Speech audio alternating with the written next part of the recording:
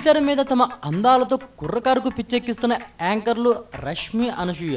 ఈ యాంకర్లు బుల్లితెర మీదనే కాకుండా వెండి తెర మీద కూడా ఎంట్రీ ఇచ్చి అక్కడ కూడా అదే రేంజ్ లో రెచ్చిపోతున్నారు. యాంకర్ రష్మి గుంటూరు టాకీస్ చిత్రంలో వెండి తెరకు పరిచయం అయ్యి కుర్రకారుకు పిచ్చెక్కించింది. ఈ సినిమాలో ఆమె అందాలు ఆరబోయడంలో ఎలాంటి మొహమాటం లేకుండా రెచ్చిపోయింది.